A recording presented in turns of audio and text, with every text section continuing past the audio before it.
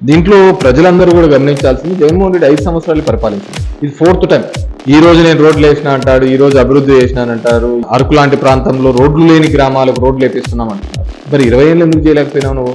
పవన్ అనే వ్యక్తి ఎప్పుడైతే చంద్రబాబు నాయుడు గారికి చిడతలు కొడతా కూర్చుంటాడో అంతవరకు ఆయన రాజకీయంగా ఇలాగే ఉంటాడు. దాంట్లో ఏం లేదండి, లా అండ్ ఆర్డర్ అనేది absolute failure. This government biggest failure is law and order. నువ్వు చేసే ప్రతి పనిని జనం అబ్జర్వ్ చేస్తూ ఉంటారు, దానికి తగ్గట్టుగానే మనకు రిజల్ట్స్ ఉంటాయి. సార్వత్రిక ఎన్నికల్లో వైఎస్ఆర్ కాంగ్రెస్ పార్టీ నుంచి స్వల్ప ఓట్లతో ఓడిపోయిన ప్రజల మనసులు గెలిచిన మాజీ ఎమ్మెల్యే కేతిరెడ్డి వెంకటరామరెడ్డి ప్రస్తుతం మనతో ఉన్నారు. నమస్తే సార్. నమస్తే సార్ చెప్పండి. సార్ చెప్పండి, ముందుగా కూటమి ప్రభుత్వం అధికారం చేపట్టి 2.5 సంవత్సరాల పరిపాలన, ఎన్నికలు ఇచ్చినటువంటి సూపర్ 6 హామీలు, ఈ రోజు కూటమి ప్రభుత్వం అవలంబిస్తున్న తీరు, మీ అభిప్రాయం ఏంటి? నా అభిప్రాయం కాదు, ఆంధ్రప్రదేశ్ రాష్ట్ర ప్రజల యొక్క అభిప్రాయం కూడా, కేవలం అబద్ధాలతో అధికారంలోకి వచ్చి ఈరోజు ప్రజలను ప్రతి విషయంలోనూ కూడా మోసం చేసే ఆలోచన చేస్తున్నారు. నిన్ననే చంద్రబాబు నాయుడు గారు మీటింగ్లో నిన్న చెప్పడం జరిగింది. ఏమని ఆయన చెప్పినాడు? అన్ని హామీలు నెరవేర్చినాము, ఇంకా 2 మిగిలిపోయినాయి అని చెప్పేసి. నువ్వు చేసినది 2 చేసినావు అంతే. ఈ పెన్షన్లు, అదేవిధంగా తల్లికి వందనం అరకొర, ఈ 2 తప్ప నువ్వు ఏది కానీ చేసిన దాఖలా లేవు. ప్రజలు మభ్యపెట్టావు, మోసం చేశావు. నేనైతే సంపద సృష్టిస్తానన్నావు, నేనైతేనే ఇవన్నిటినీ కూడా ఇది చేస్తాను, అప్పులు లేకుండా చేస్తాను, ఇస్తాను అని చెప్పినారు. ఎవరైనా ఈ పథకాలు ఏముంది, ముసలావిడైనా సరే బటన్ ఒత్తుతుంది అని చెప్పి మాట్లాడిన మీరు ఈరోజు చూస్తే అన్నీ అయిపోయినాయి, చేతిలో డబ్బు లేదు, ఉండే జీతాలకు చాలదు అని చెప్పి చెప్పే పరిస్థితి. దీంట్లో ప్రజలందరూ కూడా గమనించాల్సింది జగన్మోహన్ రెడ్డి 5 సంవత్సరాలు పరిపాలించినది. ఇది 4th టైం. ఈ రోజు నేను రోడ్లు వేసిన అంటాడు, ఈ రోజు అభివృద్ధి చేసినానంటారు, ఈ రోజు అరకు లాంటి ప్రాంతంలో రోడ్లు లేని గ్రామాలకు రోడ్లు వేపిస్తున్నాం అంటున్నారు. మరి 20 ఏళ్ళు ఎందుకు చేయలేకపోయినావు నువ్వు?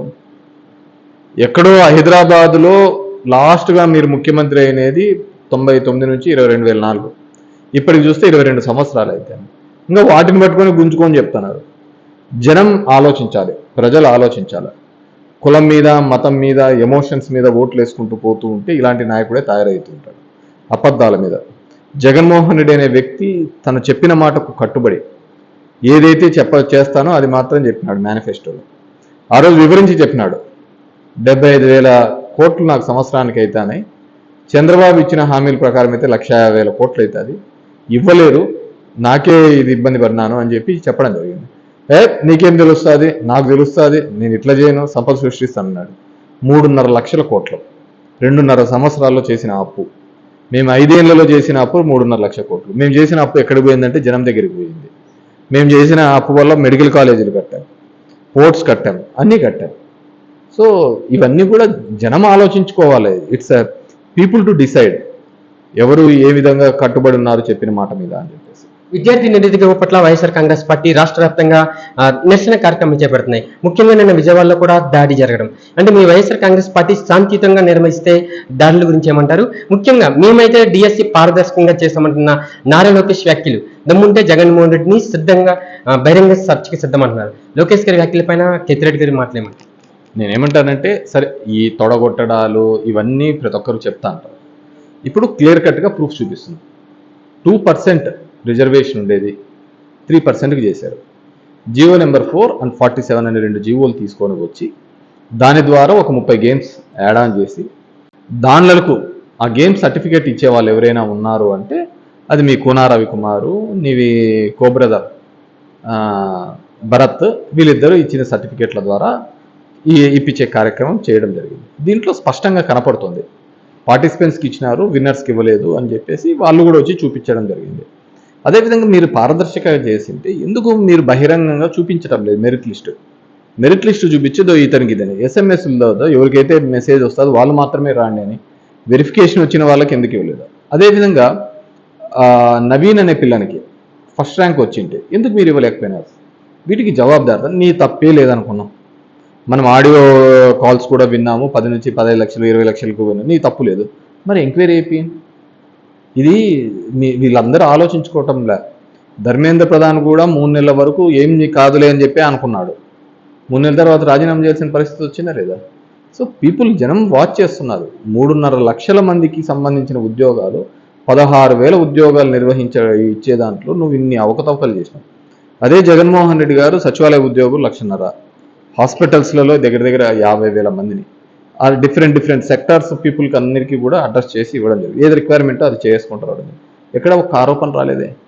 కానీ దీని మీద ఆరోపణలు వచ్చినప్పుడు మీరు దాన్ని హుందాగా స్వీకరించి ఎంక్వైరీ చేపియాలా, అప్పుడు నువ్వు క్లీన్ చిట్ అవుతావు. సో అది వదిలిపెట్టేసి ఊరికేనే ముందుకు దొబ్బుతా పోవడం అనేది, నిన్న బొండా ఉమా చేసిన చర్య ఎప్పటికీ అనైతికమే. ఒక ప్రశాంతంగా రిలే దీక్షలు కూర్చున్న వాళ్ళ మీద దాడికి చేసి స్వయంగా ఆయనే దాడికి వచ్చి ప్రయత్నం చేయడం అంటే తను ఎవరినో ఇంప్రెస్ చేయడానికన్నా చేసిండల్లా, లేదంటే వాళ్ళు చేసిన తప్పిదాన్ని కప్పిపుచ్చుకోవడానికి మీడియా అటెన్షన్ డీవియేట్ చేయడం కోసమన్నా చేసిండాలి. 2024 వైఎస్ఆర్ కాంగ్రెస్ పార్టీ ఎన్నిక ఫలితాలు దేశవ్యాప్తంగా కూడా ఎవరు ఊహించిన ఫలితాలు. ముఖ్యంగా నియోజకవర్గాల ఎమ్మెల్యే అభ్యర్థితో పోలిస్తే ధర్మవరంలో మీ ధర్మవరం ప్రజలు కాదు, రాష్ట్ర ప్రజలందరూ కూడా చాలా ఆతృతగా ఎదురు చూశారు. ఇక్కడ ఖచ్చితంగా కేతిరెడ్డి గెలుస్తారంట. అటువంటిది మీ ఓటమి చాలా మంది ముక్కులు వేసుకున్న పరిస్థితి. ధర్మవరంలో కేతిరెడ్డి ఓడిపోవడమా? ఏంటి సార్, ఏం చెప్తారు? అన్ని చోట్ల ఇప్పుడు తెలియదు ఏముంటుందండి, అన్ని చోట్ల మనం చెప్పినదే ఈవీఎం. బెంగాల్లో చూసాం ఈవీఎంస్ ఏ విధంగా అంటించినారు ఎలక్షన్స్ అయిపోయిన తర్వాత. మళ్ళీ మనది చూసాం 15 రోజుల్లోనే వీవీప్యాట్ స్లిప్పులు అంటియడం అని చెప్పేసి చాలామంది ఎక్స్ప్లెయిన్ చేసినారు. రాత్రి 12 నుంచి 2 గంటల లోపల ఎందుకు ఓటింగ్ అంత ఓట్లు పడాల్సి వచ్చింది అనేది. దీనికి ఇంతవరకు ఈసీఐ దగ్గర నుంచి కానీ ఎవరి దగ్గర నుంచి జవాబు తరం లేదు. మనము ఎట్లా తయారైపోయినట్టు ఏదో జరిగిపోతుంది డెఫినెట్గా ఇట్స్ ఈవీఎంతోనే జరుగుతున్నాం. ఈ ఈవీఎంలు లేకపోతే ఆ విధమైన రిజల్ట్స్ ఈ రాష్ట్రంలో కాదు, ఈ దేశంలో కూడా వచ్చేటివి కాదు. ఉత్తరాంధ్ర భోగాపురం ఎయిర్పోర్ట్ ప్రస్తుతం రాష్ట్ర రాజకీయాల హాట్ టాపిక్.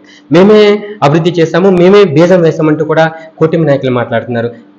జగన్మోహన్ రెడ్డిది ఎటువంటి సంబంధం లేదు ఈ యొక్క టాపిక్లో అంటున్నారు. ఏంటి సార్, భోగాపురం ఎయిర్పోర్ట్ సంబంధించి మాజీ ఎమ్మెల్యేగా మీరేమంటారు?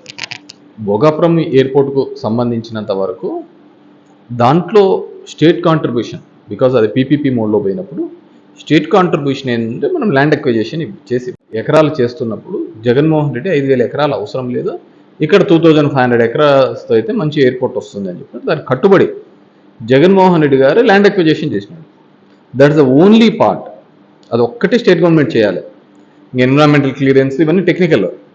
రాష్ట్ర ప్రభుత్వం చేయాల్సినది ఏదైనా ఉంది అంటే అది ల్యాండ్ అక్విజిషన్. ఇప్పుడు అది చేశాడా చంద్రబాబు నాయుడు? చేయలేదు. ఇంకా అది కట్టేది, దాని దగ్గర వసూలు చేసుకునేది అంతా జిఎంఆర్కి సంబంధించినది. ఆయన ఒక 5,000 కోట్లు ఎంతో పెట్టుబడి పెట్టింటాడు, అదంతా జిఎంఆర్ వసూలు చేసుకుంటా అంటాడు, ఎయిర్ఫేర్స్లోనో దీనిలోనో అంత మెయింటెనెన్స్లో. కానీ ప్రభుత్వం భూమి ఇవ్వాలా. ఏమి ఇచ్చాడని ఇప్పుడు ఫిబ్రవరి 2019 ఎలక్షన్లకు 3 నెలల ముందర అక్కడ శంకుస్థాపన చేసినాడు. దాంతోపాటు కుప్పము చేసినాడు. దాంతోపాటు నెల్లూరు జిల్లాలో దస్తగిరి అనే ఎయిర్పోర్టు చేయడం జరిగింది. మళ్ళీ సొంత నియోజకవర్గంలో ఎందుకు కట్టలేకపోయినాడు అంటే ఆ రోజు కూడా ఒక ల్యాండ్ అక్విజిషన్ కానీ ఏదే కానీ తెచ్చి ఇవ్వలేదన్నమాట. జగన్మోహన్ రెడ్డి వచ్చిన తర్వాత ల్యాండ్ అక్విజిషన్, క్లియరెన్స్ అన్నీ చేసి ఇచ్చినాడు కాబట్టి అది క్లియర్గా అయిపోయింది. సో ఈరోజు క్రెడిబిలిటీ కోసమని ఆయన పాకులాడు. దీంట్లో కేంద్రము అనుమతులు మటుకే ఇచ్చినది, రాష్ట్రము దీంట్లో వాటా ఏంటంటే ల్యాండ్ అక్విజిషన్, మిగతాదంతా ఎయిర్పోర్ట్ వాళ్ళే జిఎంఆర్ వాళ్ళే కట్టినారు. ఎన్నికల ముందు పవన్ కళ్యాణ్ గారు చేసిన వ్యాఖ్యలు, ఇప్పుడు డిప్యూటీ సీఎం ఉన్న పవన్ కళ్యాణ్, ఏంటి సార్ పవన్ కళ్యాణ్ గారి గురించి ఏం చెప్తారు? ఆయన అభివృద్ధి చేస్తున్నారా? మొన్న నరేంద్ర మోడీ గారిని ఉద్దేశించి కూడా ఆయన చేసిన వ్యాఖ్యలు, గతంలో చేసిన వ్యాఖ్యలు ఏంటి సార్? కేతిరెడ్డి గారు ఏం చెప్తారు పవన్ కళ్యాణ్? నేను సింపుల్ అండి. దీంట్లో పవన్ కళ్యాణ్ స్థిరత్వము, లోకేష్ స్థిరత్వము, చంద్రబాబు స్థిరత్వము, దీనిలో ఎవరికి అన్నీ కూడా గాలి మాటలు తప్ప వీళ్ళది ఏమీ లేదు. ఎందుకంటే జనం పబ్లిక్ ఆర్ వాచింగ్. ఇదే చంద్రబాబు నాయుడు, ఇదే పవన్ కళ్యాణ్ మోడీని నోటికి వచ్చినట్టు తిట్టినారు.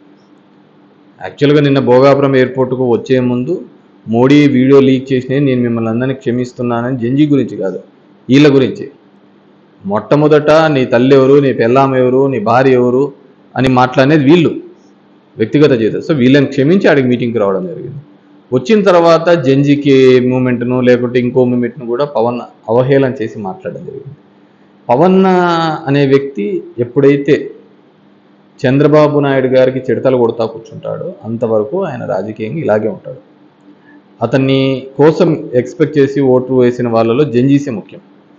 అలాంటి జంజీస్ని కూడా ఆయన కించపరిచే విధంగా మాట్లాడడం జరిగింది. ఎందుకంటే మేబీ అధికార మదంతో కావచ్చు, ఇంకో విధంగా కావచ్చు.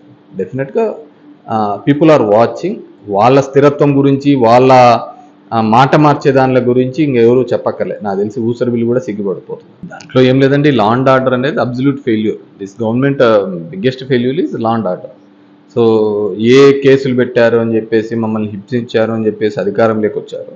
ఈరోజు అదే తిరిగి కేసులు పెడుతున్నారు. మరి ఎందుకు ఉంటుంది? ఈరోజు తప్పుడు కేసులు ఇప్పుడు ఆ, సాయి కృష్ణ అనే అతనికి కేసులో చూస్తే ఆయన చనిపోయినాడు అని 20 రోజులుగా తిరుగుతా అంటే పోలీస్ స్టేషన్లని పట్టించుకోలేదు. తర్వాత వివిధ పార్టీలందరూ లేవనెత్తిన తర్వాత వచ్చినారు. వాళ్ళు అప్పుడే యాక్ట్ చేసింటే పర్ఫెక్ట్గా అని చెప్పింది.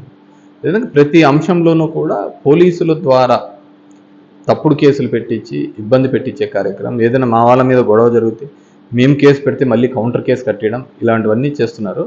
డెఫినెట్గా అలాంటికి సంబంధించిన ఉద్యోగస్తులు ఎవరైనా ఉంటే వాళ్ళ మీద చర్యలు తీసుకుంటామని ఇప్పటికీ జగన్మోహన్ రెడ్డి గారు చట్టపరమైన చర్యలు తీసుకుంటామని చెప్పడం జరిగింది. ఆ విధంగానే చేస్తాం. ఫైనల్గా చెప్పండి సార్, మీరు ఓడిపోయినా కూడా మీకు ఈ రోజుకి కూడా చాలా మంది అభిమానం చూపిస్తున్నారు. చాలా ప్రదేశాల నుంచి కూడా మిమ్మల్ని కలవడానికి వస్తున్నారు. ఇప్పుడు కూడా ఎక్కడో చిత్తూరు నుంచి వచ్చాను అంటున్నారు ఒక అబ్బాయి. ఏంటి సార్ మీకు ఎంత అభిమానం ఉంది? వచ్చే ఎన్నికలకు సంబంధించి కేతిరెడ్డిని మాత్రం మంత్రిగా చూడాలని మీకు లేకపోయినా ధర్మవరం ప్రజలకు ఉంది. మొన్న 24 ఎన్నికల్లో సత్యకుమార్ అనే వ్యక్తి వచ్చి మంత్రి అయ్యారు. మీరు మాత్రం నిరంతరం ప్రజలు ఉండే వ్యక్తి, ధర్మవరం సొంత ఊరు. రాష్ట్రంలో మంత్రిగా ఉండేవారికి ఏం చెప్తారు సార్? దానికి ఏముంటుంది? ప్రతి ఒక్కరికి కావాలని ఉన్నత పదవుల్లో ఉండాలి, ప్రతి ఒక్కరు కోరుకుంటా అంటారు. డెఫినెట్గా మొన్న జరిగిన elections completely are with EVM. So జనంకి మంచిగా దగ్గరగా ఉండి చేసుకుంటూ పోతుంటే డెఫినెట్గా జనాదరణ అనేది ఉంటూ ఉంటుంది. సో పదవులు అనేది దాని మీద వస్తూ ఉంటాయి, పోతూ ఉంటాయి. బట్ పబ్లిక్ లైఫ్లో మనం ఏ విధంగా ఉన్నాం, ఎలా నడుస్తున్నాం అనేది ఇంపార్టెంట్.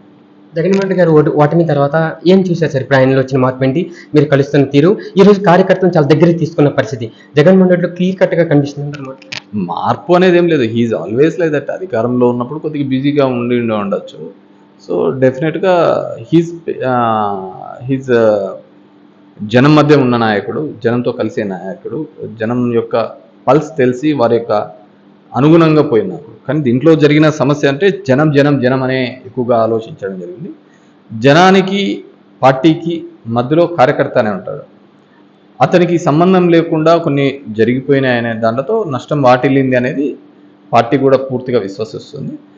కాబట్టి రాబోయే తరంలో ప్రభుత్వం వచ్చిన తర్వాత ఆ జనంకి, పార్టీకి, ప్రభుత్వానికి మధ్యలో కార్యకర్తల్ని వారధిగా చేసుకొని ప్రభుత్వం నుంచి వీళ్ళ నుంచి ప్రజలకు అందించే కార్యక్రమం చేపడతారు. 29 ఎన్నికలు ప్రతిష్టాత్మకంగా ఉండబోతున్నాయి. ఎవరు గెలిస్తే వారే ఉండబోతున్నారు ఆ తర్వాత రాబోయే రోజుల్లో కూడా. ఏంటి సార్ ఎలా ఉండబోతున్నాయి 29 ఎన్నికలు?